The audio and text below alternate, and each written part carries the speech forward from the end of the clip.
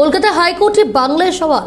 আমার আদালতে বাংলায় সওয়াল করতে পারবেন, তবে অর্থ বাংলা অর্থ ইংরেজি করলে হবে না, বাংলায় করলে পুরো বাংলাতেই করতে হবে, আদালতে জানালেন বিচারপতি অভিজিৎ গঙ্গোপাধ্যায়। কথা বলবো, আমাদের সঙ্গে রয়েছে আমাদের প্রতিনিধি অভিরূপা হাজরা।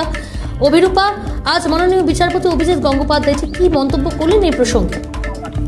দেখো, হাইকোর্টের নিয়ম অনুযায়ী ইংরেজিতে একটি ভাষার মাধ্যমে করা হয়, যেমন থেকে ইংরেজি মাধ্যমকে ব্যবহার করা হচ্ছে। লিটিগেন্টরা রয়েছেন যারা আইনের সাহায্য নিতে আদালতে আসেন, কিন্তু তারা বাংলা যারা আর অন্য কথা বোঝেনি না, যেহেতু আমাদের মাতৃভাষা বাংলা, ফলে তো সেই আমরা নোট কিংবা বিষয় জানতে অসুবিধে হয়, এবং সেই কারণে বহু লিটিগেন্টরা প্রার্থীরা তারা আদালতের কাছে আবেদন করেছেন।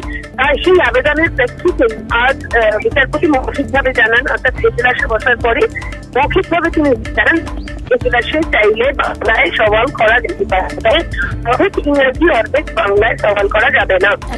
বাংলায় সওয়াল করলে আমিও বাংলাতেই তার সঙ্গে প্রশ্নের উত্তর এবং অন্যান্য প্রক্রিয়া চালাবো।